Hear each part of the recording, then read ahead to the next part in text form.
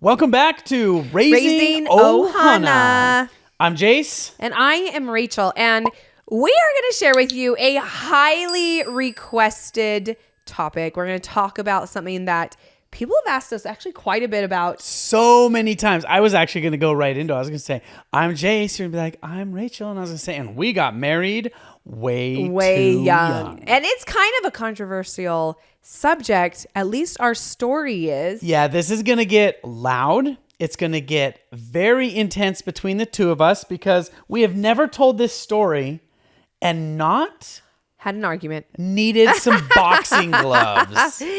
There are two sides to the story. Mine is correct. And then there's Jace's. That is right. That is incorrect. Yours is correct and mine is right. So let's get this started. I was a wee lad. And a wee lad. I was snowboarding with my dad. This was about 1990, I think, maybe 91, somewhere in there. I was like 10 or 11 years old. And we're on the ski lift together. And I start noticing, first of all, nobody else was snowboarding really yet. But I noticed there weren't a lot of parents and kids snowboarding together. It was like all right in the middle. And there were parents with young kids. And I guess 10 was young. But I just noticed how much my parents could do while I was old enough to also start being interested in it. So I thought, man, if I got married young and started having kids right away, I could still have tons of fun with them. I could be young enough that I could still mess around with them and do all this stuff, which... That's an interesting like mental thought that you had that registered in your brain at a certain age, right? And you were like, hey, this is a goal of mine. Well, and it was because some of my friends, their parents were like 20 years older than my parents. And I heard their parents like, I'm too old for that. I'm too old for that. I heard that coming out of them very often. So I think that's what then solidified it back on me was hearing, I remember one of my friends specifically, his dad, that was his go-to. Was I'm too old. I'm too old for that. So that's interesting because I had the opposite experience that you had. So I was younger. I'm the youngest of 5 kids. And my mom had me at 34, which is not old. To be like clear, 34 is not an old age to have children. We've had friends recently. How old were they? We had two different friends. Like young 40s. Young 40s. And so, I say, honestly, age is how you feel, right? And there are some really young people doing like old people stuff, right? Like they don't do stuff because they don't feel like it. But so with my mom, she had me at 34. I'm the youngest of 5 kids and she had some health issues when I was younger. And because of that, she was not able to attend as many, things and activities. Like maybe you had that experience, right? You had the skiing opportunity, but like say my kind of orchestra and my concerts or certain things that I had at school, she was not able to attend because she felt old or she was recovering from like surgery. She was going through some things. And my parents are amazing. Like I think they are the most amazing parents. But at that time, I was probably about what you were saying, like, I don't know, 10. I don't even know how old you were saying when you were a young lad, but I was about 10 or 12 when I made a mental note and registered in my brain, my mom had me at 34. That was too old. I want to be a young mom, so I need to have kids before that age. Like I registered that into my head, and not like that was a goal of mine, but kind of, right? I wanted to be a young mom. I wanted to be active, like you're saying, do stuff with the kids. So we both had the same thought. Yeah. Interesting. So then let's fast forward a little bit. I'm 19 years old. I decide to leave on a religious mission for our church. I move to France. I go out there, I serve, and then I come home, start some businesses, try some stuff, decide I want to take a crack at some school. What are you doing at this time? So at this time, when Jace was on his mission, I had finished high school. I had gone to a couple semesters at a school in Idaho, and then I couldn't handle how cold it was up there. So I transferred back down to Utah, what was it? UVSC, Utah Valley State College, what it was called then. It's UVU. Now it's like Utah Valley University, so fancy. And this is where our worlds collide. So I decide, you know what? I'm done with all this. I'm going to move and I'm not going to leave a forwarding address. And now we're actually going to get to the part of this episode where we're going through all this. We had some technical difficulties, so let's swap it up. Ready? One, set, 2, 3. Go. We actually met at what is called an institute class. So it's actually... Which I was not enrolled in. This is funny. It's a religious class. But what's interesting is it actually wasn't about religion. So not religious teachers can talk of various things, not just about religion, but they actually were teaching a class called dating and courtship. So swing back a couple days before for my story. I had so many bad experiences with girls that I decided I was going to go on a fast. I was going to not date, talk to, interact with. I was so tired of it. Girls. I wanted to do a month. And that month was so peaceful that I did 2 months. The second month was so good. I went for 3 months. And I was in my 4th month. And there was a girl in my math class. And I was like, you know what? When I get out of this whole thing, maybe I'll talk to this one. And she invited me to this dating and courtship class because she thought it was awkward. She'd go there alone. She didn't want guys to hit on her. I was safe because I had also not shown any interest in her at all. So she invites me. And then I sit down next to... I went to this dating and courtship class because it was another fun class and I didn't want to go too deep into religious classes because I had other heavy courses that semester. So I went to this fun class with my friends because I was also done in the date, which is funny. We went to a dating class when we were done dating. Like, we wanted to figure out how to do it right and be like, how do we not go through the nonsense that we just went through? Well, that's literally why I went. I didn't go thinking I was going to pick up on somebody. No, it was like nonsense. I was sick of playing the game where, somebody's like playing hard to get. She was sick of it at 19. I went on a lot of dates. I went on a ton of dates. I enjoyed going out, hanging out. And at that time, which is so interesting that I find that it's not the same right now, or it's not the same in college as I thought it would be all around the United States. But when we were in college, me and my friends went on a lot of dates. We would ask guys out. We'd go and do something fun, whether it was like some kind of sport, some like movie, some whatever. Like we would just go and have fun as big groups and single dates for sure too. But like, we went on a lot of dates. We had fun, but I had been in a few relationships that I was like, oh my gosh, I am tired of drama. I'm tired of guys that like want this thing, but then they act differently or playing the hard to get. I was tired of the same. Isn't this crazy? We were kind of, meant to be, but we were both tired of the same thing. Went to this dating and courtship class because maybe there's insight there onto how to do this better and avoid stupidity and nonsense.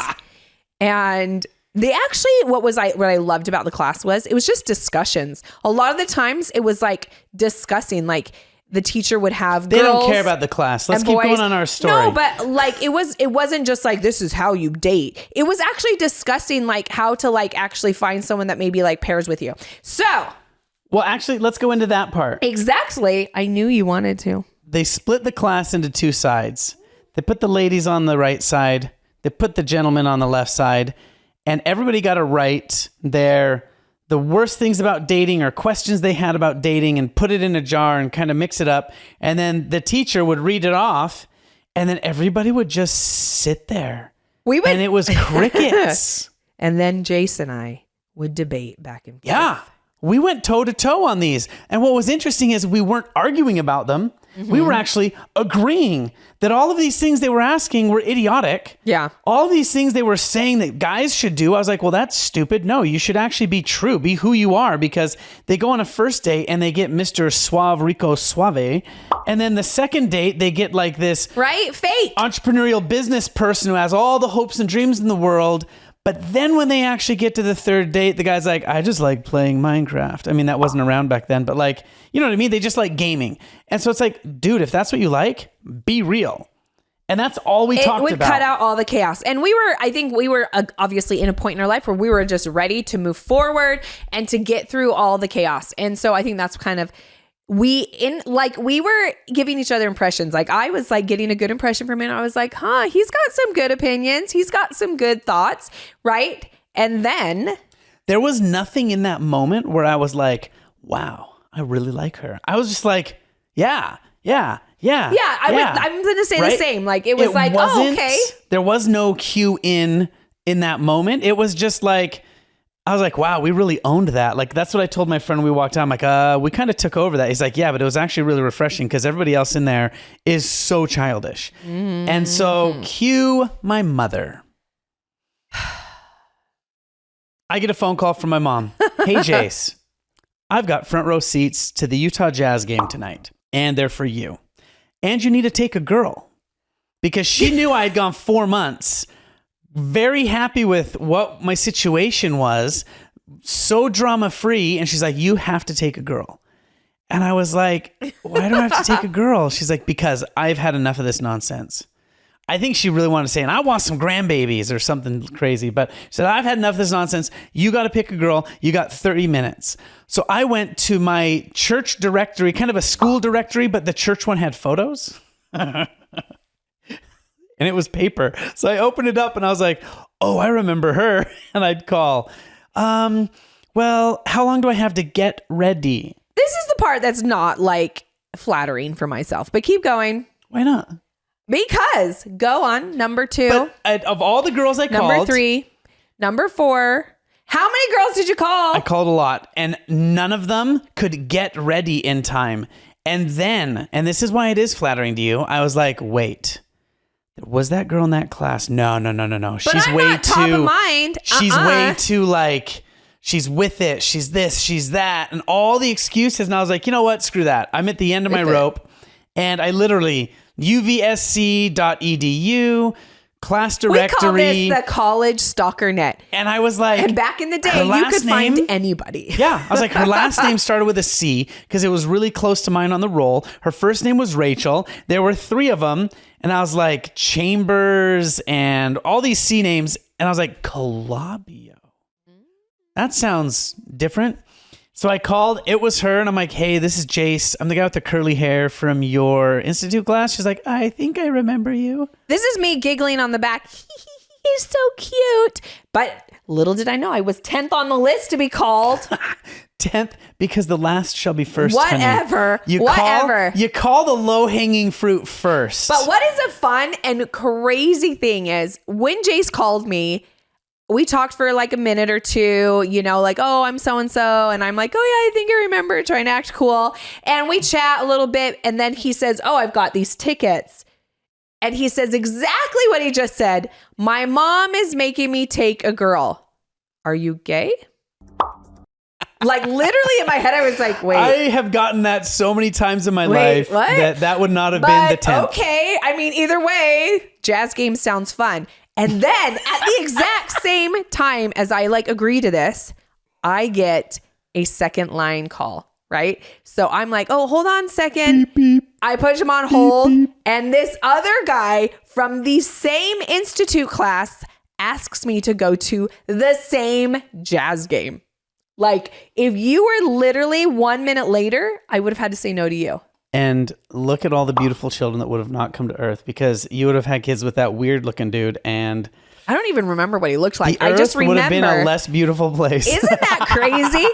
This to me is like, you know, God was like, hurry up, Jace. You've got like time. Get your groove on, It's going to happen. Anyways, so I say yes. And I go into my but what did I say? Oh, you said, can I come as I am? And I was like, because I come as I am. Because I was not a frilly girl. I'm still kind of not a frilly girl, but I mean, as we can tell, I try to be a little bit more put together. So I went into my closet. I grabbed like the rattiest sweater that I had, like wool knit sweater, and some cargo pants with holes in them, and hopped in my truck and drove over to her place. And was like, yeah, because I don't want her to think I'm rich. I don't want her to think any of this stuff. So I'm just going to go super chill. And I picked her up. And we talked. The entire drive. And it was, actually, we talked and it went so well. We stopped at my parents' house and I traded keys. And I grabbed a convertible. And we went the rest of the way in a convertible. And I think I was racing a guy on the freeway at some point. Yeah, you were getting all crazy. He was trying to be impressive, and he was getting all crazy. This guy was giving me attitude, and he like pulled up on me, so I was like, all right, watch this. And I pulled a little move where I got ahead of him, and you were like, you said something. I was like, nah. It's not about the car. They're just jealous about the beautiful woman I have in the passenger seat. Something like that, and you were like, He did. He called me beautiful. It was cute. And so we go to the game. And an interesting thing that I didn't think was a big deal, but Rach did, is there was a dinner at the game, and we went to the dinner. Mm-hmm. I don't think I made a big deal of it. I think I started to pray over my food. Just not like, oh, blah, blah, blah, right? I was just like. Yeah, so Jace makes a pause, and he quietly prays, and I mean, when it's just you two, it's noticeable, right? I tried to make it not so noticeable. I was like, oh. I think that was definitely something that impressed me because we're both religious people, but in your own religion, sometimes your family has different ways that you practice the same kind of practices, right? And so I was super impressed because when my family went out in public, we didn't do like a big prayer or anything or on the food. We just kind of like you go to Chuckarama, that all you can eat place, and everybody holds hands and says grace out loud. Hey, I have friends who do that. Opposed to that. I think I that's have friends who do that, and I am all game. But what I'm saying is like, I just was impressed because he took just a little moment and he was quiet, and I was like, I was super impressed. So we go down to the game. We have fun. We talk the whole time. We talk the entire drive because it was an hour drive at the least. Because it was 25 minutes to my parents and then another 45 all the way. This was literally the best date I had in weeks, in the sense of connection. In weeks. Or months. I don't even remember. She did date a lot. We went on a ton of dates, guys. But it was so fun because it was a new experience for myself. I'd never been to a Jazz game, right? I'd watch other sports and stuff like high school, college level. And by Jazz game, we mean NBA basketball game, just in case you think it's like a Jazz festival. So I'd never been to something like kind of fun like that. The dinner was great, but we talked the entire time. So connection wise, we really hit it off. For me, I felt like it was like the best conversation I'd had, with guys ever. And so we had hit it off, and the date was just kind of fun and epic. And we come to, this is where our stories differ. Yes. So mine takes the high road. Oh, whatever. Mine is, you're so crazy. So at the end of the date. Is that a nervous laugh because you know that? Maybe you should have chose a different color because it's making you blush. Oh, baby. Okay. So. Or it's not showing my blush. You just think it's the shirt color. Nope. You're very red in the face. Okay, let's go. Let's go. All right. So the way home, we really hit it off. We talked some more.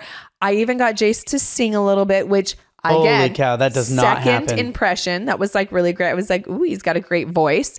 Then we get to the door where Jace is going to drop me off at my parents' house. And let me let you know, there are eyeballs peeking through the window shades. Oh my gosh. On two sides of the door. Not a lot of eyeballs. And you have younger siblings, so I'm surprised that you didn't think that other youngers, I'm the youngest, mine were just older siblings peeking through. Anyways, Jace comes, walks me to the door. We're still talking really good, having like great conversation. Should. Like a gentleman, he walks me to the door. Rach shows me her breakdancing moves. No. I was impressed. Then at the door, her mama. No. Oh, yes. This is my story. Oh, yes. At the door, before one ends the conversation at the door and one goes in the door or you shake hands and give a hug, kiss, whatever is going to happen, one says something like, No, stop. Wow, we can't go that far yet. That was a great... We can't go that far. Yes, I'm saying it. Because we're at the door and her mom... Whatever. Busts through that door like you can't believe. And this is before she had like her corrective surgery or whatever, her LASIK. So her glasses were like two magnifying glasses. Are you making fun of my mom's eyesight? I loved it. I'm just trying to set the scene. And so her eyes were really big and she busts through the door with this like sprig of cotton on the end of a stick. And she's explaining to me everything about cotton. Okay, guys, my mom is excited. They just returned from a trip from Mississippi. They haven't been to Mississippi in 10 years, and they're super excited to share with me the adventures that they got. I can't believe that you felt that was like intrusive or something. It was not intrusive. I'm saying that sprig of cotton nearly jabbing my eye out. It did not. You are accentuating the story. Enhancing. Totally threw off my game. I didn't have a game. But it totally threw me off. And then when she went back inside, there's two glass things. So I have two eyeballs here still snickering. No, nobody was there. And her mom walks through and then she's in the kitchen. She like turns around. I was like, all right, well, thanks. Peace out. You can tell your side now. You don't have enough game because somebody would have been braver than that. So at the end of a conversation on the date, you're screaming at them in the microphone. I am screaming at you, and you should know the enhancements of what's happening, guys. Listen, at the end of the date, it is proper etiquette to essentially offer a second date, or as Jay said, all right, thanks. That is your indication that the date did not go well with him and that there will not be a second date. One would say, oh my gosh, that was so fun. Let's hang out again. Or, oh my gosh, I loved it. Let's go bowling next time. Whatever, you indicate a second date. No, I had to leave as quick as I could because I got cotton in my eye and I had to go to the ER. You did not. You are now exaggerating the story. Now. Okay, so I leave. Peace out means, Rachel, that was fun for you, but Jace did not have a fun date like you did, so there's not going to be a second date. This is when you read into the situation more than you should have, because I was like, this was awesome. I'll definitely call her. Yeah. I needed to retreat. You should have said it. You should have gone, I will definitely call you. I had to retreat stop. from the situation. Comment down below. Comment down below. Are you voting for my side of the story or are you voting for Jace's? Because we obviously have a which one is right or wrong. And I think one should have indicated what's going to happen on the next date. I think you should vote for whoever's being manhandled in the explanation of the story. So I go home. Rach goes home. We have an evening to cool off. And then was it Institute wasn't the next day, it was a day after. Our date was on a Tuesday. And then Institute was on Thursday. So yes, Wednesday we did not see each other. We had no classes. To cool because I was going to let things cool. You never call the second day because that's way too anxious apparently. He is playing the same game that I was sick and tired of playing with the other guys, right? Like there's all these things and da-da-da-da-da. So this is what happens. Wednesday happens. Give me 10 minutes and I'll let you know why that works. Wednesday comes and I am conversing with my girlfriends and I'm like, guys, had the best date ever. What do I do? Oh, well, guess what girls do? We go and we get a whole new outfit and we go and show what you're missing out on. So we do get a second call. So me and my friends go to the mall. I buy literally a completely new outfit and I do not have a lot of money. So I used all my money to go and find a whole new outfit. Do you remember? It was like the turtleneck, like I do remember. Brown tan ribbed with like some khaki pants. It was super cute. Then I sleep that night in curlers because my hair was not trained to be curly yet. It was wavy still, kind of meh. So I'm like, I'm going to do the super cute outfit, cute hair. I'm going to get myself all dolled up. So I spent the night before, Wednesday night, got my outfit, did my hair, wake up early the next day, do my makeup. I'm like looking way good. I drove all the way to Salt Lake City. I went into my shoe closet and I grabbed my precious... Whatever. I have never heard this. Oh. I've never heard this. My tan Air Maxes. I brought those all the way down. I wore my tan big old... I think you're embellishing the story for this podcast. No. This is a part that I remember now. So I had my Lucky... Right? Those things were like $90. Oh my gosh. Now we're just showing off how much money we have. My khaki Lucky jeans. I had my khaki colored Air Maxes that my parents got rid of when I went on my mission, and I'm still holding that against them, but whatever. And then a white t-shirt. And your khaki jacket. I remember. Khaki jacket. We actually matched. I was like, we matched, guys. I was so stoked to walk into that classroom, and I did. I walked in that classroom, and I knew Rachel, which I call Rach now because we have a marriage certificate. Rachel walked all the way up and she would sit in the front left side. So I was like, I'm going to do her one better. I'm going to go sit there so it's not awkward for her to come and sit there because I'm already there, but that's her place. It's going to work out great. I sit there. Wait, now I'm with my friend who is notorious for being late everywhere we go. And we are then running to Institute because we are super late. We arrive after the bell has rung or after class has officially started. So we are late and all of the seats in the front near Mr. Bennett are taken. I'm pretty sure I tried to save one. No. Do you know who was sitting by you? Who? What's her face? Oh, really? Yeah. And no, it was Brody. Oh, no. She was there with you and maybe Ann Brody. Oh. Whatever. There's no seats in the front. And I'm not going to walk into class 5 minutes after it starts and go all the way to the front. So sadly, we did sit in back because we were late. So after this, I had to go to the chiropractor a lot because I had to turn around and look for her so many times. Oh my gosh. Lies. But I literally was like, is she here?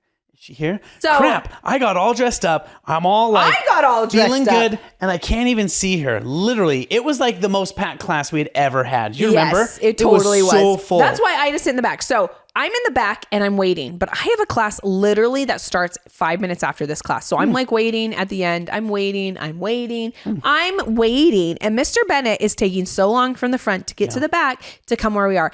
And my friend's like, we got to go or we're going to be late for the next class. So we start walking out because we did wait. Pause. We are still late. Come to my side now. Class ends. I just want to tell you that there's lies coming. Me, I literally stood up, turned around, was like, all right. But everybody else, this one aisle, and everybody's coming through the things. That was and tough. I'm trying to get to her. I can't get through. Her and her friend leave. And I'm like, oh, dude, if she wanted to talk, she would have stuck around. He's like, whatever. He's like, I had to get to class. Hey, this is my turn. You interjected. I get to interject. So he's like, wow. He's like, nah, dude, no way. Not after what you told me about that date. So we literally go out the teacher's exit, like the front exit area. We go around and around the building, running to the other entrance exit door to the building.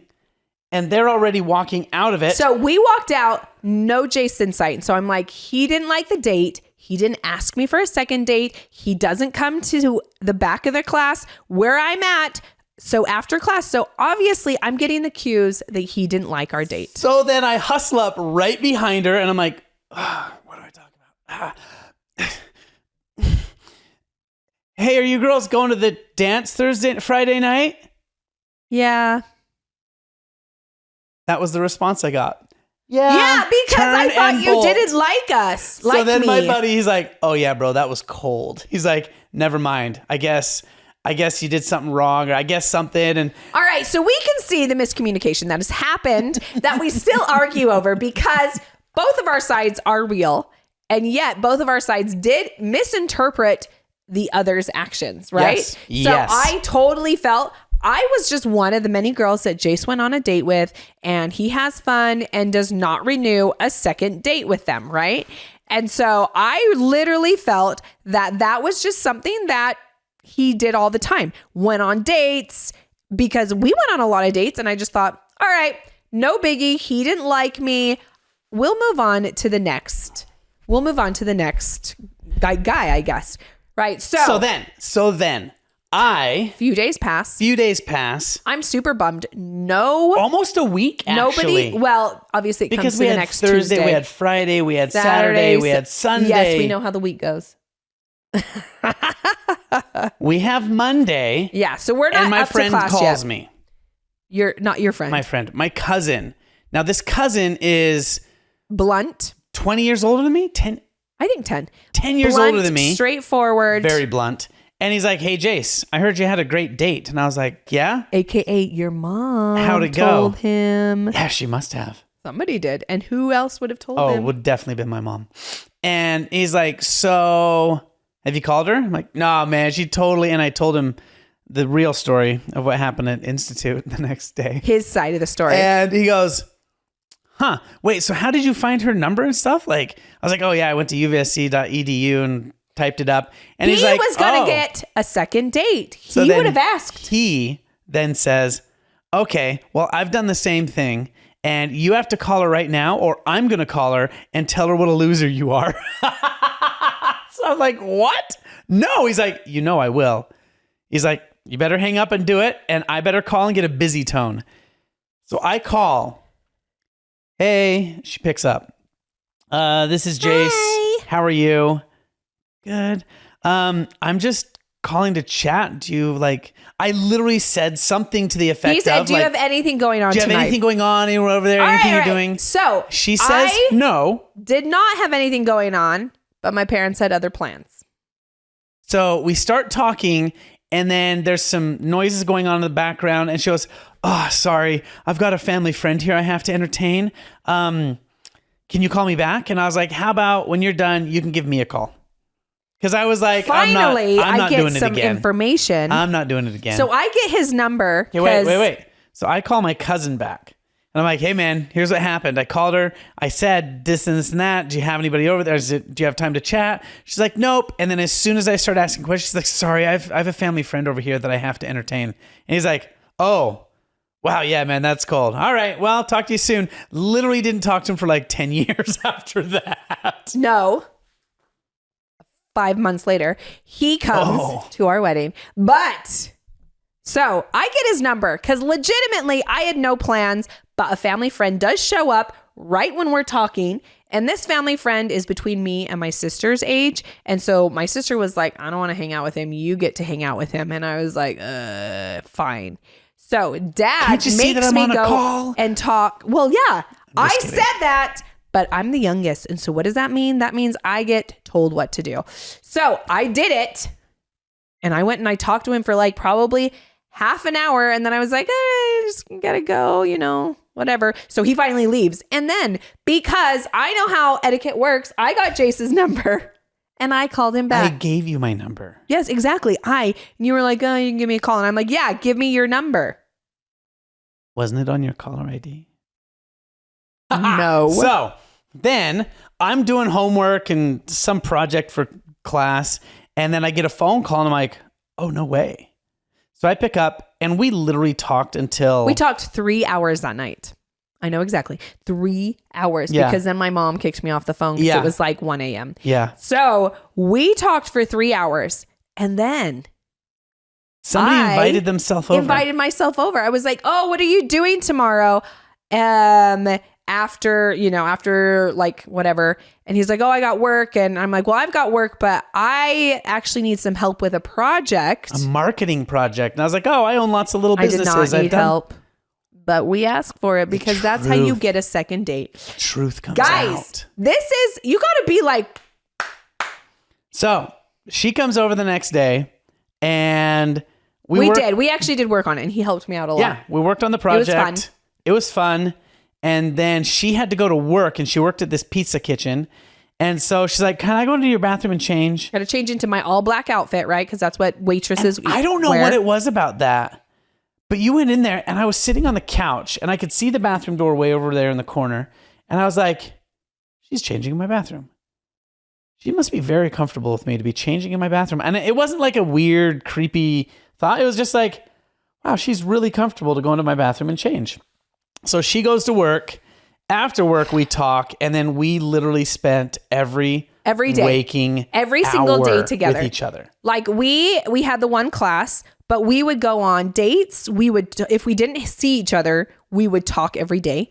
We met in the halls. We met that big long glass hallway. Yep, and we sit would in the seats so we could hang out. We would talk. We would go on dates. Like we literally spent every single Your mom kicked us off the phone every night. She did. She was like, I want to go to bed. Get off the phone. And then you got a cell phone. That's right. But minutes cost, so we couldn't talk a ton on your cell phone. But you got a little Nokia brick cell phone. And so we dated. So our first date was October 16th, 2002. And then obviously the week of chaos happened. And then ever since that week, we saw each other again or dated every single day, mostly every day until about December, January. We were like, this is getting kind of like real. Before that, Jace was speeding and being really crazy in the car. And I professed my love. I was ripping around this corner.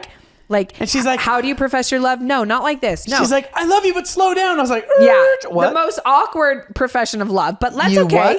You what?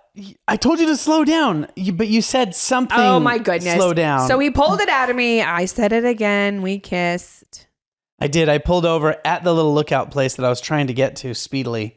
And then we shared a few kisses. Anyway, so at this point, we're getting really serious and we're kind of discussing like a little bit about the future and what, we're already in next semester and we've enrolled in our next semester of classes and what does that look like over the next little while? And we have been literally only dating each other probably from like week one. Like, I don't think I went on any other dates with any other guy because I was like, this guy is too much fun. He is so easy to talk to. Like, communication is great. Like, it just kind of meshed really easily. And I think for us, that's what accelerated it so much. I think there's a lot of like, if you have different religions, there's a lot more conversations that have to happen. Right? If you're going to come together. And culturally, we like, obviously, like we both grew up in the United States, you know, like we both lived in like he's from Canada, but we both lived in California, both lived in Utah, right? Like we kind of had a very similar cultural experience of growing up. Yeah. And it just, it takes away a lot of barriers that a lot of people are like, no, you need time to go through this.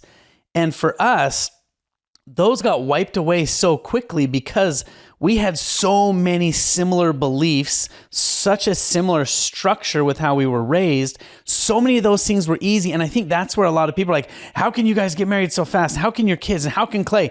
Well, Clay and Brady, they lived in Brazil and they knew each other and interacted quite a bit. They got to see each other not dating, right? Like they got to see each other as kind of friends and colleagues, and they got to see how they worked. They got to see like their work ethic. They got to see how they interacted with other people, right? Like how they took instruction from, you know, like a leader or a boss type situation. And so that actually does eliminate a lot of like, oh, that's interesting. I like how they talk to so-and-so, or I don't like how they talk to so-and-so, right? And I felt like with us, we communicated every single day. We went on a date probably 4 days a week, right? Like we actually hung out probably 4 days a week. And the other days we just got to talk. So there was so much interaction. It wasn't like we went on a date once a week. Because if you counted how many weeks we did by how many dates, that would have been a year's worth of dating. And then you dumped me. Oh my gosh. Yep. It was getting really serious fast. It got serious fast. And so you said, wait, I have to interject. The reason this why. This is another good story. The reason why is because the previous guy I had dated before Jace was emotionally controlling. And we dated and he got serious very fast. Like it was too fast for me. And he professed his love like but super he got quick. Serious manipulatively. Yes. And, from what you told me. Like really emotionally controlling. Like he would not let me, he got super jealous when I talked to other guys that I grew up with, friends, whoever, not even like I was flirting, but like other just guys. He got really jealous, really controlling in that aspect. He didn't like that I hung out with my friends more than I hung out with him. Like it was very much controlling. And I didn't get those cues until it was too late. Right? Like had already been dating for some time and I was like, then he started to get like, it was out of control. And I was like, oh my goodness. So I was worried because we were moving very fast that it started to look the same as this other relationship. Not what Jace was doing, but just us going like dating really fast and really like intense, like at a short period of time. I remember 2 times now because there was the one time, now that you're mentioning him, there was the one time we're like, well, I need to write him and I need to do this stuff and I need to do all that. And so I took that as a pump the brakes, not a dump, but a pump the brakes. And then after that was finished, you wrote him a letter, email or whatever it was. And then... Dear John Tim. Oh yeah. She dumped it. That's in our church. A Dear John means you write the missionary and you tell him you're not dating anymore. You break up with him while he's away. Anyways, so then it got hot and heavy again and it was very serious and it was this snowball rolling down a cliff. And Rach was like, I need 10 days without you. I said I need a break. Yeah. Because I need to slow it down. I wanted that break to realize for myself, like, is this intense and does this feel really serious because we are together 24/7? Yeah, which is true. Or will I still have those strong feelings when we are away from each other? Like I wanted to test myself because... And actually, because we hadn't experienced that. We hadn't experienced being away from each other. We hadn't. And which I do think is a valuable thing in dating, right? That you do have not a break necessarily, but a time away. Like maybe you live distance away or maybe someone has to go on a trip without the other person. Do you know what I mean? Like I do think that it is a good test of a relationship. Yeah. Not a test to see if you'll withstand it, but a test personally to see, are you committed? Is this a person that you can see yourself with for a long time? Is this someone, or like afterwards you're like, oh, well, I kind of want to like go on a date with someone else, right? Like, is that your thought process? Well, and emotionally, I handled it fairly immaturely, not terribly immaturely, but fairly immaturely. Very immature? I told you, I said, no. I'm the type of person. No. Jace went off the rails. I'm saying it before I went off the rails. I said that the type of person I am, every day that goes without us being together, I will convince myself away from you. That's what I said. It was idiotic, but I did say that, and I was like that. Which kind for me, of out of sight, out of mind is a very normal. I mean, I can convince myself of anything. I agree, and I think that was true for yourself, but also felt a little manipulative coming from a previous manipulative relationship where it's I can see that. Well, if you break up with me, then I'm gone forever. Like a threat or a it was like factor. The more time that goes on, the more space comes between us. No. I agree. I feel like that is a good mental note for yourself to understand yourself. Yeah. But I think giving that into a conversation when it was like, hey, I need some space is a threat. And then to add on to that, Rach gets out of my truck. I flip it into reverse and I leave a reverse fishtail out of her neighborhood in my truck. And then I flipped a 180 and drove away. And This is Jace not controlling his emotions. Yeah. And I drove to my apartment and I had to park underneath the apartment in like a covered garage. I park in there and this is about a half hour later. It took me about 30 minutes to get home. Maybe not that night though. And I pull into the garage. I'm fuming and emotional. And I see on my little phone, Rach is calling me. And I'm like, no, she said she wanted 10 days. She's going to get 10 days. And I threw the phone on the seat and I slammed my truck door. Yeah. I locked my keys in the truck.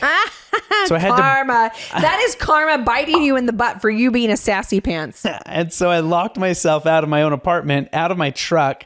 I had to break into my apartment. I totally broke the screen and had to rebuild it later. But got in, went to bed. Next morning, 7 a.m., went out to a bus stop. It took me 3 hours to ride the buses all the way home to my parents' house where my spare key was to my truck.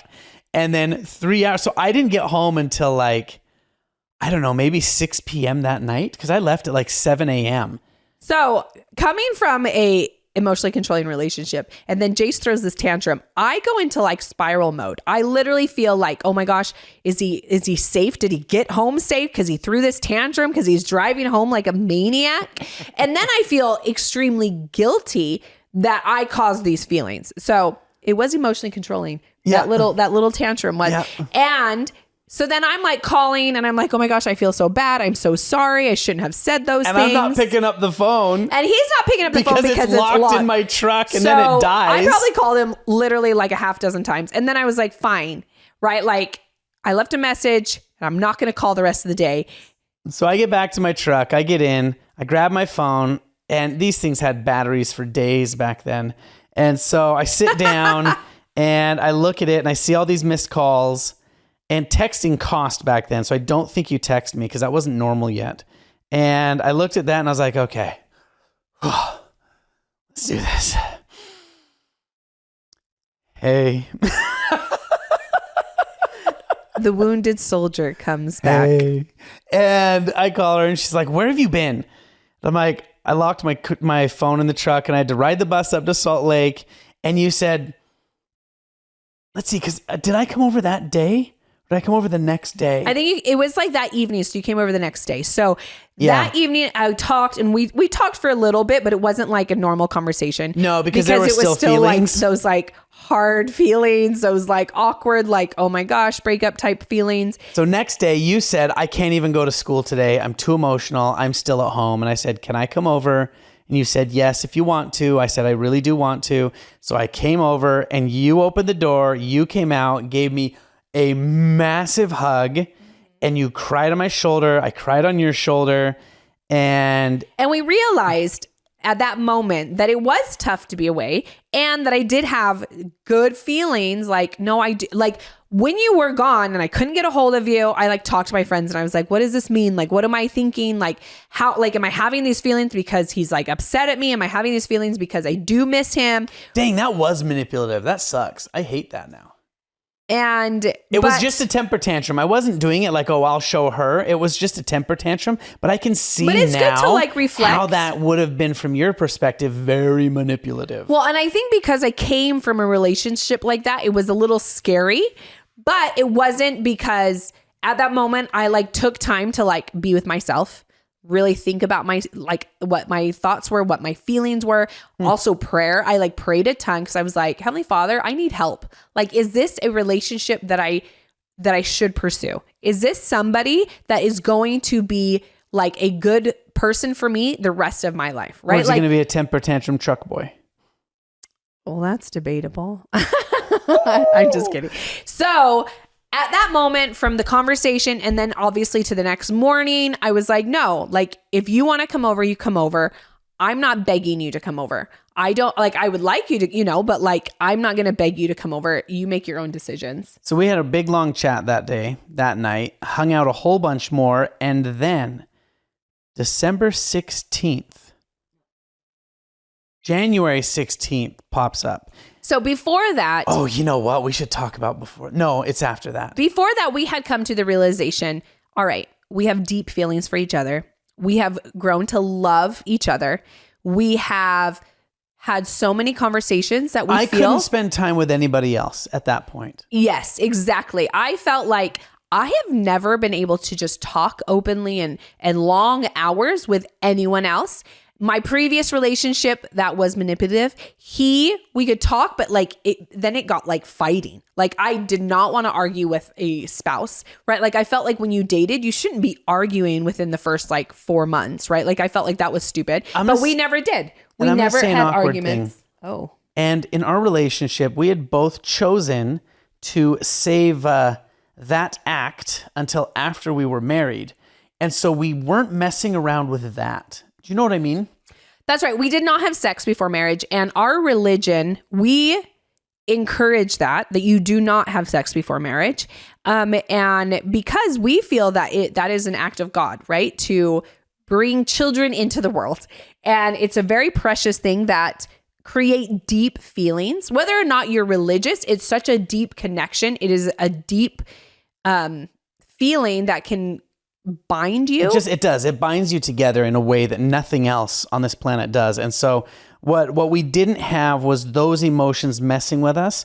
And so we didn't have that. I mean, we had a physical connection to each other for sure, but it wasn't that to where it's like, well, we've done this, so we should, right? You weren't pregnant. Yep. It wasn't. Anyways, I'm just throwing that in there because we didn't have that to where it was like, our connection was very physical. Our connection was very emotional. It was very, there was a spiritual. Logical, there was a spiritual, we were hoping for the physical. And that's a whole nother conversation we don't need to have here, but we do have it very openly, but we definitely had a physical connection. Obviously like we kissed and things like that. But I feel that now that you kind of bring that up, I feel that sex does cloud the mind, right? Like, your physical attractions can definitely cloud your intellectual, your spiritual thought process. It can cloud how you make decisions. Yeah. So now we decide, you know what? I think we'd like to get married. So we kind of talked about it. We'd like to do this. I think, and it was there, and we're like, yeah. And then we discussed we discussed it for like a couple weeks in December at some point. And that was actually a good month because in December you have a lot of family time. So we actually spent less time in December together than all the other months, right? Well, and you spent lots of time with me, with my family. I spent lots of time with you at your family's like there's family house, parties, there's dinners, all the things. All the things. And that was a very good experience because you do want to bring your spouse or your future spouse, your boyfriend, who like whatever, to your family to see how they interact with your siblings, your parents. And Jace was really great. My mom loved Jace. And, like they got along really well. And it was great to like see how he interacted because there were times that I brought home from her perspective. My perspective, I was freaking out. I was the youngest of 5 psychology books. I called our friend Taylor Hartman, who runs the People Code, was the Color Code. And I said, Taylor, here's how her mom is. Here's what she does. Here's this and that. Because he asked me once, he's like, hey, how's that Tahitian girl you're dating? And because I thought she was Tahitian. We love Taylor. And so I said, oh my gosh, I'm freaking out about the mom because she's like delivering her WebMD pamphlets on ADHD and bipolar people and why you shouldn't get involved with them and all this stuff, trying to protect her daughter. Totally understand it. And so he's like, here, take these cards. This is how person of this motive can work with the person of this motive honestly, and not like masking yourself so they like you, but here's how you can legitimately and deeply interact with them in a way better. So you can communicate. Mm-hmm. And so I was freaking out, reading and studying and doing all this so I could, because her mom was intense. Well, I mean, she still is. She's an awesome woman. Like for my mom, I'm the youngest of 5 kids and my oldest sibling is adopted. And there were some mental health issues that came about when he like went through puberty and then obviously like older than that. And my parents struggled for some time because back at that time, there was not a lot of information about some of the mental health issues that he was battling with. And so it caused actually a lot of hard times in the family. And so I think my mom really took that information and any kind of mental health issue at all, which ADHD is not a mental health issue. It's just kind of how your brain works. But my mom would research things. And that's, I get that from my mom. I enjoy researching and finding out information. And live while we're having conversations. I will Google you. Fact check. I will fact check you. But I appreciate, because now I see that as like in myself, but she was just trying to help me understand, because my parents were taken off guard when they discovered my brother's mental health issues, right? And not like it changes anything. It just, you need to be aware and how to actually just kind of approach certain things, right? Anyways, so I can see how my mom's intimidating. She's a power woman. She's awesome. But I felt that when we interacted, it was great because my sisters, I thought, were way more intimidating than my mom. Oh my gosh. I'm the youngest again of 5 kids. It goes girl, go girl, and then my brother at the top. And so 3 sisters above me, I mean, they would interrogate everyone. I came over with curly hair and they'd like, oh, interesting. Oh, this and that. And oh, wait a second, those jeans. Oh, this and that. Oh, wait, what kind of shoes are those?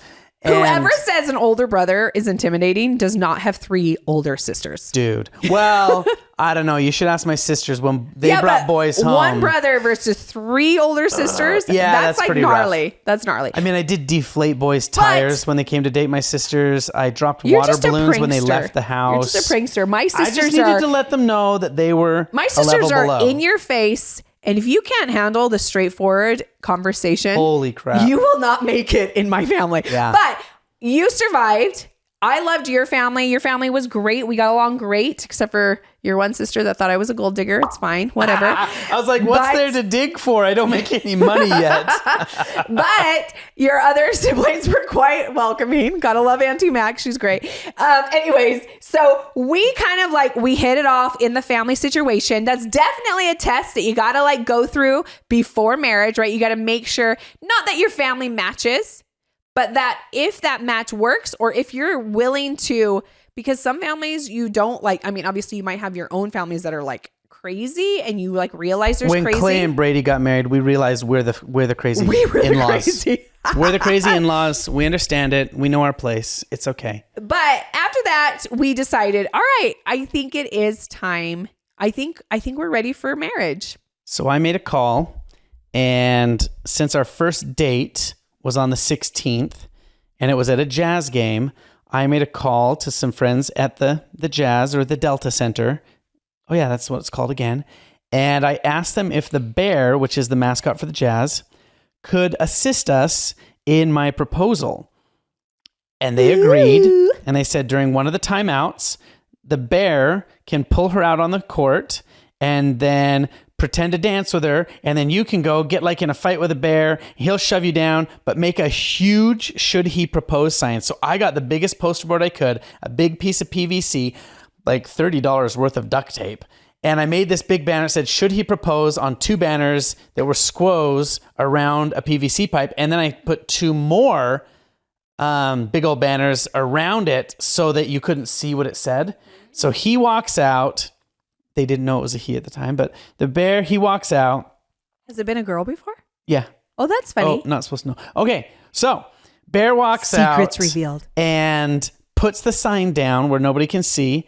And I bought 24 long stem roses. So the bear brings out this vase. Earlier in the evening. With this tall of roses. Can't even fit it on camera. Earlier in the evening, we were at his parents' house and I see this big vase full of these giant roses. And I actually teased Jace. I was like, one day Jace will get me roses like these. And I was like, one day is today, baby. Just kidding. And so the bear pulls Rach off the seat. Should we put the video in here? Oh. We have it on video. Nobody has seen this video yet publicly. Anyways, bear comes, pulls her out. I go out, kick the bear. The bear's like, dude, that's not the plan. And it's like, never mind, shoves me to the floor. I'm nervously unpinning this very expensive ring that I had a friend who's not with us anymore custom make her, like, yeah, we designed this custom really made cute. a platinum ring with these 3 diamonds, and I unpin it out of my it's like a car out of my pocket, and I'm like, "Would you do that?" And the bear's like, because Rachel's still standing there, and the bear's like, "Come closer," and I'm like, "Will you marry me?" She's like, "Ha," because he undone the sign, held up the big sign, and the audience is just like, the sign says, "Should he propose?" So it is like, which deafening. is funny, is I was already on my knee, so I had messed up the plan somewhere because of my nerves. It was like deafening. Like people like, yes, like it was literally deafening. What's funny is on the video, it doesn't sound that loud, but it was so loud. Well, because it overpowered the microphone. It was like so loud. And so you just in hear the person. people kind of around it. Anyways, so do that, propose. We're now engaged. We're going to get married in like May or June. And then our youth. Here comes the wedding chaos, right? Us. Like I feel that as you plan a wedding, all the crazy shiz hits the fan. And I think because we were so young, everybody thought they had a say in our wedding. I agree. I think if we had been you are older, absolutely right. Mm-hmm. I don't think the older siblings, well, actually, no, scratch that, because something just happened and older siblings did the exact same thing they did to us. So I think what happens never mind. Is it really does step with your personality and your lineup in the family, right? Our first child, who's epic, Clay, her getting married, I was like, she's very headstrong. She knows what she wants. So nobody's giving her like opinions. Like she would come to us and ask some opinions on certain things, and we would definitely offer it. And occasionally we would offer some opinions, but most of the time we were like, no, We only offered if she asked. That is something we vowed after what happened to our wedding. Because Clay is so like headstrong. Like we were like, oh, she doesn't even need our help. Whereas maybe a different child in the lineup who is less headstrong, Shay will need our help. We might need to offer more information. Actually, Shay's the dude. It's up to his bride. I'm out. Right? So for myself, being the youngest, coming after a line of very headstrong women, they all decided, Rachel, you should do this. Rachel, you should do this. Rachel, you should do this. Rachel, I got married. You should do this. Rachel, I've been married. You should do this. And then add very independent Jace into the situation. It was super stressful because that sees people overtaking his bride and her not getting what she wants because these other individuals think what they want is more important. What they know is better. And granted, I think they had some well-meaning in there, as in like, oh, I know, I've been through 50-50. Let me help you. I'm going to do the meme. 50-50. I think there was definitely a whole bunch of selfishness. There was some well-meaning, but there was a whole bunch of selfishness. He has some opinions. Let's move forward. Anyways, moving forward. So what forward. happens? So After 2 weeks. So we're planning and we're trying to find where we want to get married. Should we get married here on this date? Should we get married here on this date? Should we get married here on this date? Well, and we had chosen 3 siblings that are like, oh, I can't make it on that date because, one has a child and they have to da-da-da. And, oh, no, I can't make it on this date because I'm pregnant. And blah, that blah, place blah, blah, is blah. too far for us. And this one's too far. And I'm like getting all the no's. And it is seriously overwhelming as I am trying to please other people for my wedding. So Rach was not a bridezilla. Rach was a pleasezilla. She was trying to please everybody. It was so stressful. Big bad brother Jace knocks at the door. It was very late this night. because it took me all day to plan this. And I had some family members who assisted, some family members who sacrificed some things, some extended family who did. And actually from some extended family I didn't think liked me that definitely came in clutch and helped. And I showed up at Rachel's house with an envelope. And I knocked on the door. We sat down. I called her parents into the principal's office. And was Nikki there? I don't even know when you showed up. I don't remember you showing up. It was late this night. We were talking on the phone, I thought. No, this was because your parents were sitting here and here. No, your mom was here, your dad was here, and you were on the couch here. It's when the couch used to face the fireplace. And because I vividly remember this. And I said, Rachel, where is your dream location to get married? And you're like, well, we kind of wanted to get married here. I was like, no. Not in the realm of anything we've talked about. What would be your dream? And you're like, I'd love to get married in Hawaii because then my grandma could come. She hasn't been able to make it to any of these. I went, done. And I literally had the 2 tickets already booked to Hawaii for 2 weeks later. So we could get married February 16th, whereas I proposed January 16th. And we had gone on our first date October 16th. Worked out well. And then right before everything erupted, I said, and I have buddy passes, which means you only had to pay the tax on it. And buddy passes actually worked back then. Back then, way back in the 2000s, guys. It was $50 a ticket to go all the way to Kona, Hawaii. And so I said, and here's tickets for anybody in the family that would like to attend. And I think your parents actually paid for my parents' tickets. They did. Which my parents were overjoyed. They were so excited. Obviously, my dad's from the Big Island. So getting married on the Big Island was like a dream for himself. In the brand new Kona Temple. That's right. And it was like a dream for him, right? Also, having my grandmother there. Right? And for you. Okay. It was more than a dream for me. Okay. It was great. But what I'm saying 23 years later and I still need validation. It was literally a dream because it was so stressful.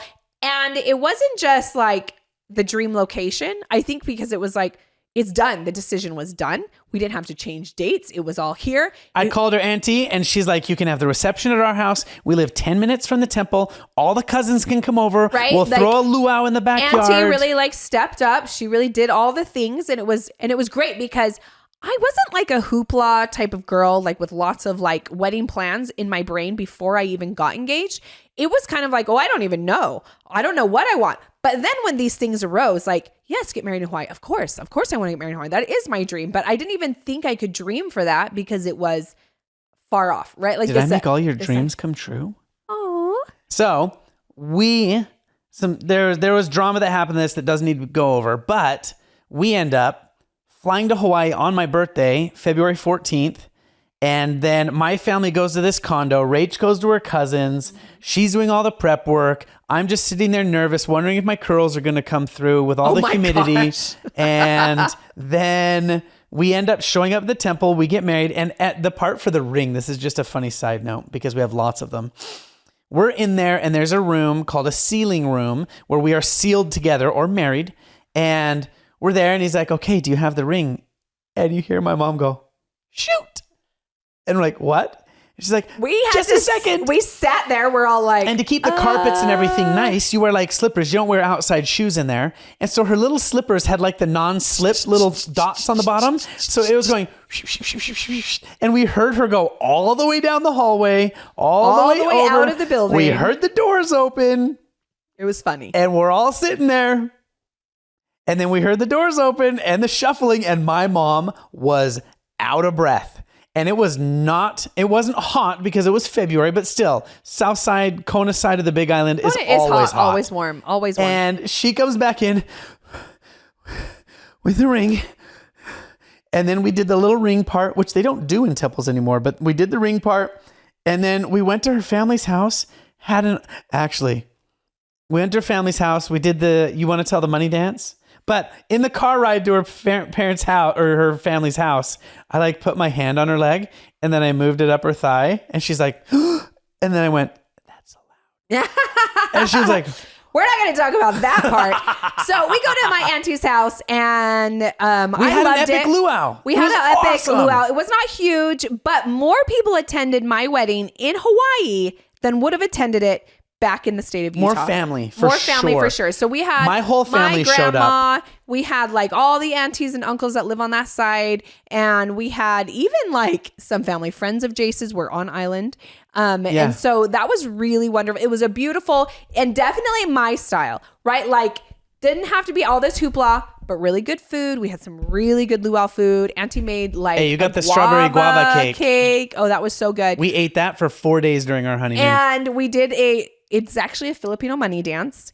So you dance. So you have like your wedding song or whatever. So Jason and I danced and people and all the tutus and all the aunties and uncles or whatever, they fold up money and they will put it somewhere on you. Right? So they would put it on me and then Jace would have to get it with his mouth, like his teeth or something. It's my favorite dance ever. And then obviously drop it on the ground. Because the great grandma always puts it in the best place for the groom ever because she's lived a long enough life that this isn't embarrassing for her. This is just fun. But all the mothers are freaking out because she takes that cash and puts it as far down the cleavage as she can. And I'm like, let me get the snorkel. I'm going in. Oh my gosh.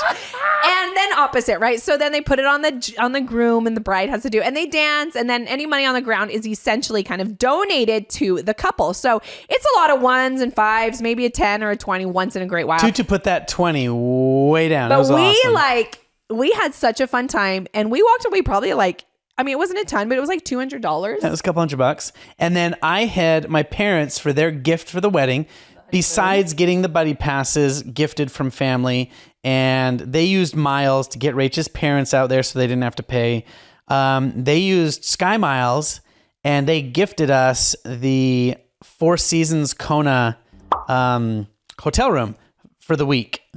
Was it a week? The rest of the week, whatever it was, like 4 or 5 days. It was like just under a week, I think. Yeah. And so we go there, and I am so excited. And breakfast is included. It is a very nice hotel. And only breakfast was included for the sake of the story, okay? Only breakfast is included. So we go to breakfast right before they close it at like 10:30. This is the story that is going to share Jace's true colors. And this is why she loves me also, but I'm a lot less like this now than I should be. Oh my gosh, you're right. You've changed. So we go, and what's awesome was Steven Tyler, the lead singer for Aerosmith, his wife and 3 of his daughters. He has a generously, like, really large mouth. He was amazing. So we ended up sitting at breakfast every morning together. He came. Wait, why did we go so late to breakfast, Jace? Because, that's what I was saying. He goes because he wanted to be there when nobody else was there. We go at that time so that we get breakfast and we can take some of the food, sneak it away to our room for lunch so we don't have to pay for lunch. Because lunch, we looked at the menu. It was like $50-something a plate. So included in the hotel room was just breakfast, right? So Jace wanted it to be brunch. And then also in the hotel room was like a bowl of fruit, which is essentially what we would have for breakfast. So we would have a piece of fruit for breakfast, go to breakfast at brunch time, like 10:30, right before it closes. They made us the dopest omelets of my life. Oh, this was fancy. It was so nice. It was literally the nicest hotel I'd been in until we went to China a couple years ago. Do you remember what Steven Tyler did? Oh. We're getting food, and I've got a huge orange cast on. So in all of our wedding photos, I am strategically hiding my arm behind my back. Because the Christmas before, so just like a month and a half before we get married, Jace goes snowboarding and breaks his wrist. Anyways, continue now. So I'm sitting there and I've got the plate like resting on the cast. I'm gritting food and Steven Tyler's like, man, how'd that happen? And I was like, I broke my wrist. He talks just like that. And he's like, wow. And I was like, yeah. And he says something. And I was like, yeah, worse is I'm here on my honeymoon. And then he made some inappropriate comments on this medium that I freaking loved. He was so funny. He was so nice. Can you do this with a cast? Man, I can't even imagine. Like, he was incredible. He was our favorite person there. He was so nice. And what I loved is that he was there with his family, right? Like, he had his gorgeous wife and his daughters. And it was cute to see him, like, actually, like, with his kids, not just, like, send them away. He walked past us in a full black wetsuit with fins on and a scuba tank, flopping his big legs. It was hilarious. Like, what did he say? He's like, I look like a damn porpoise or something. It was so funny. He was awesome. So we're there at the hotel. We're having a great time. And at dinner, what did we do for dinner? We weren't eating dinner. No. We took leftovers from Auntie's luau. Yeah. So when we left the luau, Hawaiian style is you share the food, right? So you bring lots of food at the luau. There is always extras. If you ever run out of food at a Hawaiian function, oh, heaven forbid, that is not the Hawaiian way. No. So we always have extra way. food. There's always extra Everybody food. goes home with a flat. Like you should be going home with like flats or Tupperwares or bowls full of food. So us going to our hotel, my auntie was like, oh, here you go. And here you go. So we did. We had lots of Kahlua pig. We had lots of so we ate leftovers salmon every night, except for one night. My parents, as part of our little package, they had arranged a table out on this cliff with a meal for us. It was amazing. So then we go through all this. It's a wonderful honeymoon.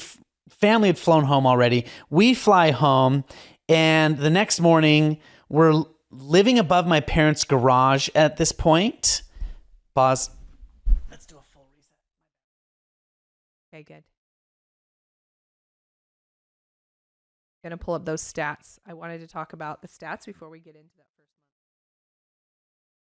month. Okay, so that morning, I go downstairs and my mom's like, oh my gosh, how was it? And I was like, this and this and that. She's like, how are the dinners? And I was like, well, actually, we just took the leftovers and, we ate breakfast late so that we could not have to spend because we wanted to keep the cash that we got.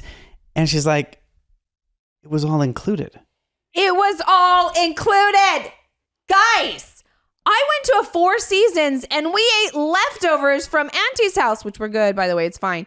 But we could have had breakfast, crazy lunch, dinner the entire time. Room service, never left the room. We literally ate breakfast from a fruit bowl, then had brunch that was supposed to last us all afternoon, and then had more and we didn't order any epic things in our chairs while we were sitting at the beach. And then dinner. Well, we had no drinks. We had water. And then at the end of the day, we eat leftovers from Auntie's house. This is a preview of our life living under our means. Just kidding. Because then we switched positions and Rachel took that role and I took the other. That was a really good idea of like, oh, okay. So is this what our life's going to be like? So let me get some stats. All right. So that is our whole wedding. And I think we did really good for getting married young, but this is what I have found online about what the world thinks you should get married at. Okay. So getting married too young, under the age of 23, which we were, is statistically linked to a higher divorce rate, according to the studies from the National Center for Marriage and Family Research. So under 23, we are linked to a higher divorce rate, right? If you get married too young.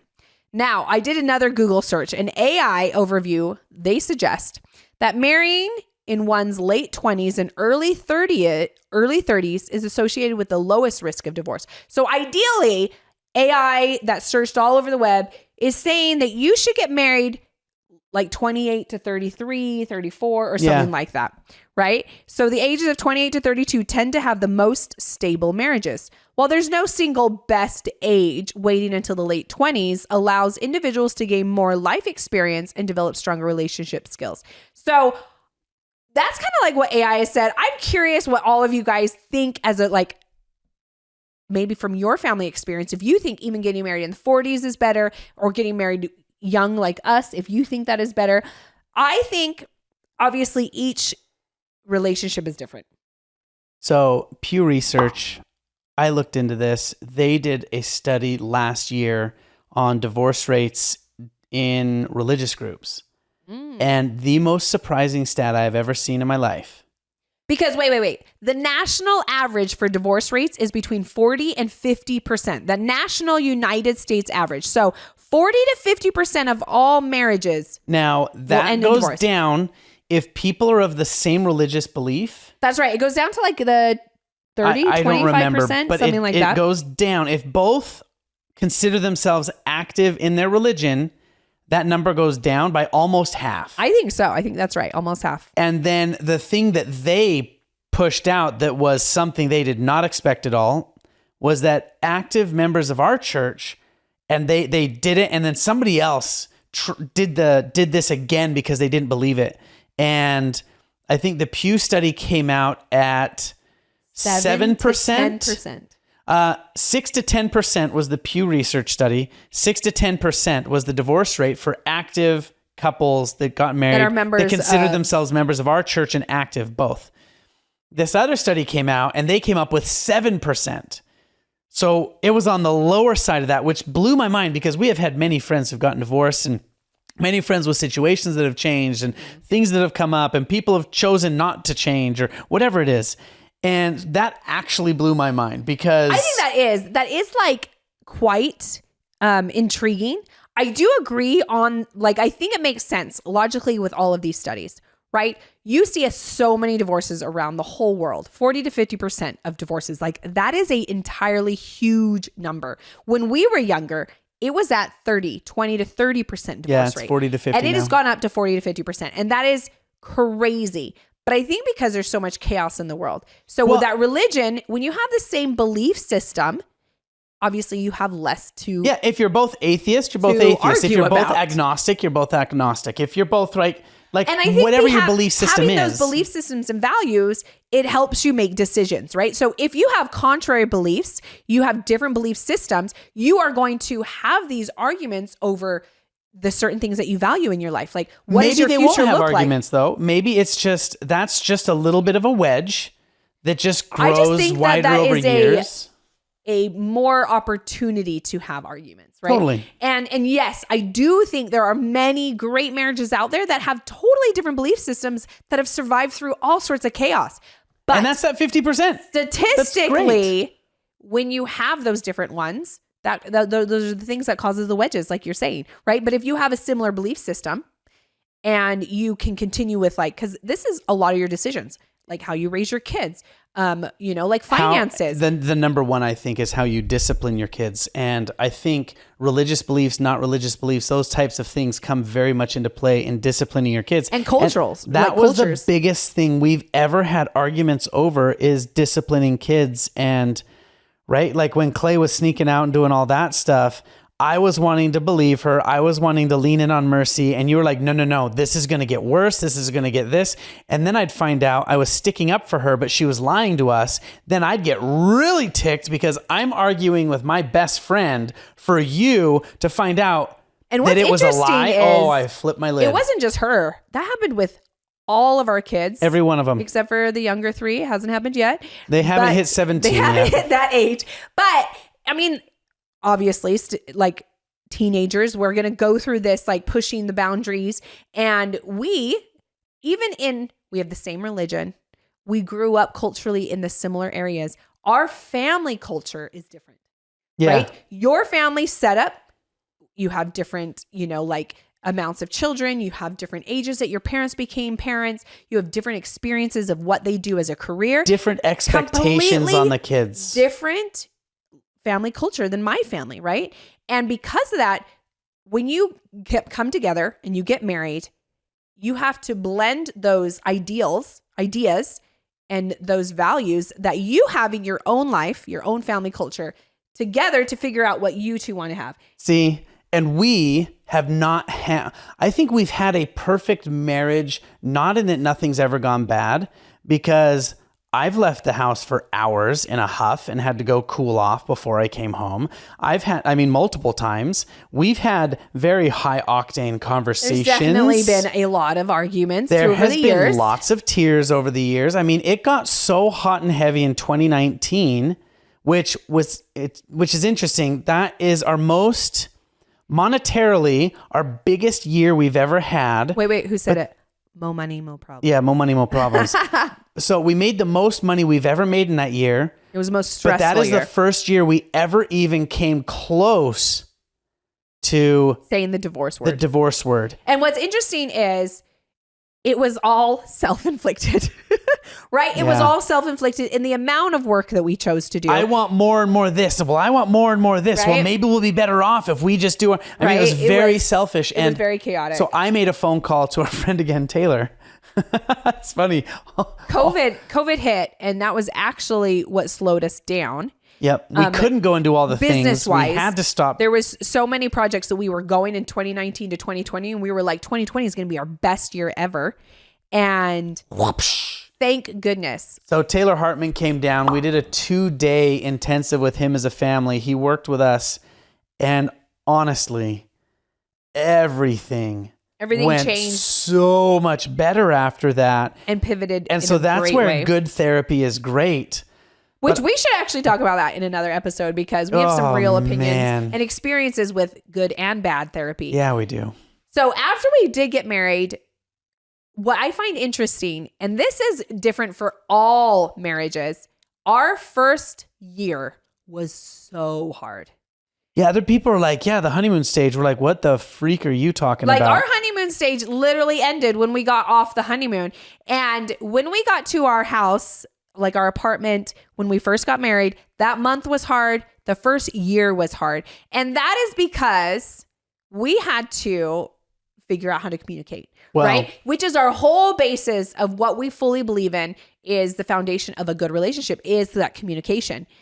I think it goes back to when you said family. So what we had pulled together is, you and I both are very alike in our desires and our goals. But what we both were raised in, the culture of our families, my family was more like, hey, what do you want to do? Go and thrive. Go and do. Your family was like, hey, you need to go to school. You need to get degrees. You need to do this. And so what we had, once we had come together, once we were married, was both families being like, hey, you should go do this. And this family is, you should go do this. And then we started thinking, well, maybe we should do this. So we did a bunch of little entrepreneurial things. We did some MLMs, and both families had very polar opinions on that. And then during pillow talk time at night, we'd lay down and we'd both say these things, and we weren't ending up on the same page. Oh my gosh. Like 23 years later, here we go. Like mind-blowing, like breakthrough for myself. It's happening right now, everybody. Like mind blown. Our first year was super hard, not because, well, yes, because we're blending these family ideals. Yeah. But because we had family influences heavy on us, right? For the first 8 months, for the first 8 months, we lived at Jace's parents' apartment, which is an apartment above the garage, which means we have heavy influence from his family on a daily basis. Which they are wonderful, but that was intense. No. Our families are great. I honestly have no negativity towards them in any way. But when you are trying to blend your family values, I heavily believe in getting away. Agreed. A distance, not like, oh, I'm going to move out of the country, but just a distance. Oh, you mean move from Utah to Hawaii? Yes, a distance where you can be you guys together, right? Yes. Like him and her. You can have this relationship where you start together without your family influence. Because every other weekend it was like, are you coming to our Sunday dinner?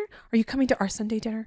Are you going to come to our holiday for Mother's Day? Are you going to come to our house for Father's Day? Is this our year for Thanksgiving? Are we rotating this? Holy crap. That was so stressful. And that was a lot of our arguments because, yes, our family values were trying to blend, and we were trying to figure out what Rach and Jace looked like, not what the Bennetts or the Calabios looked like blended, what we looked like together. And we had so many arguments because I was like, no, this is the way I've always done it. And he's like, well, this is the way I've always done it. Well, how do we get very this together? Teary-eyed. We never yelled, but it was very teary-eyed. We had a lot of arguments throughout that first year. We read a lot of the color code, the people code book. We tried to work through some of those things on how to talk. A lot of self-help books. It got immensely better when we bought our first house. I was pregnant with Clay and we moved to Sandy, Utah, which was 20 minutes from Jace's parents' house and 30 minutes from my house. We were like, from my parents' house, we were technically in the middle. And that moment we became us away from everyone was immensely better. It was so much better. Like, this is my mind blown. I was like, no, everyone's going to have a hard first year. But then what made it even better? It made it even better when we moved all the way to Hawaii. And we were broke. And we didn't have any family to rely on. Or any money in the bank. In the state. So what we had to do is we had to rely on each other. We had to communicate more. We had to be open to each other's ideas and opinions and thoughts and processes. We had to work together to make our Rach and Jace family like work out, whatever that looks like, right? And we had nobody to lean on. We had, more kids that were coming and more, financial ups and financial downs and, rental situation or housing situations. And so we really became us when we moved to Hawaii, but it started when we got our house. Yeah. Like this is literally mind blown for us because I just assumed that your first year is going to be hard. Everyone's first year is going to be super hard because it was hard for us. See, I think Clay and Brady started as much as we were like, Clay, you really want to go and get an apartment right now? She's like, yep. And we're like, okay, there's lots of risks with that. But Clay went before they even got married, got an apartment. I mean, they both qualified together. But she lived in the apartment. He lived at home. Once they got married, he moved out into their apartment. They are close to his family, but his family is very chill. His family's like mellow and They're not overbearing. at They're all. not like, you got to come over all the time. Like if they lived here, we'd be inviting them over for everything. I actually imagine that Clay and Brady call his family more than they call them. Well, because they never call us. They're like, hey, can we hang out with you, right? Anyways, but so what's going to be interesting is when we do hang out with Clay and Brady more, they will have Brady's family's influence way more than they have ours, which I think is fine because it's calmer. It is a lot more mellow, and I think Clay needs that in her life. We are intense. Rachel and Jace are very high octane, very intense, very loud people. I love us. Nobody has heard that during this podcast. I have not turned your mic down twice. Did you really? I absolutely did. Did you turn it back up? It was redlining. Yes. Oh my gosh, that's so funny. All right, so I had a big breakthrough here on the podcast, and I hope that you guys contribute because I want to hear how long you've been married, when you got married, because I want to know what statistics are there for you. And if you find like us, I don't think that us getting young was detrimental to us. Getting married young, was like hindering our relationship. I think it was actually good for us because we had a lot of experience before we got married. Yeah. We like dated a ton. We had experiences with different relationships. And by the time, as we heard in our story, by the time we actually came together for our first date, we were on the path of like, we're done with games. We're done with the stupidity of like trying to pretend. And we want to just have a real relationship. So we were set up in a way separately that we came together at a good time where we were ready for each other. It's as if God were involved in any of that. I mean, together. We don't believe in like perfectly made for each other. I did at one time, but I feel like the setup was you can make yourself perfect for each other. I think you can. And I think honestly, a relationship, if you are both in a healthy place and you are working on yourself to stay in a healthy mindset and a healthy place, you can make the relationship work with good communication. I believe both are willing to do what it takes. Yes. There's a lot of one-sided relationships that I can totally understand why they separate. And one-sided in different subjects too. Yep. Like I feel that some of the majority of like our friends that have gotten divorced, someone contributes heavy in one side. Maybe it's like the finances, right? And not that if a husband contributes a lot in the finances and a wife doesn't make money, she's not contributing, but the idea and the concept of communication in that is what I'm saying. Or someone having a better communication in sex. That's kind of what we've talked about in other podcasts. If you haven't listened to that, you need to go listen to that. But or in parenting, right? Like there's so many aspects in life that if you're both not contributing to the conversation, it's going to have trouble. I think it's going to have problems. One of the best things I've heard is a relationship isn't 50-50, it's 100-100. Yes. You both need to give 100%. I heard that a long time ago, and I agree. And some days are less because you're having a hard time. Yeah. Right. And that's when the other person needs to give 120%. But I think overall, if you can look back and go, no, I gave 100% as much as I could, like 100% of my 20%, throughout the relationship, then I think then you had a fair go, right? Like you did your best. So putting this all together, us getting married young made others feel like they needed to get involved more because we were so young. And I'm glad they did because it made us step up. It made us grow up. It made us make decisions. It made us like actually go, oh, no.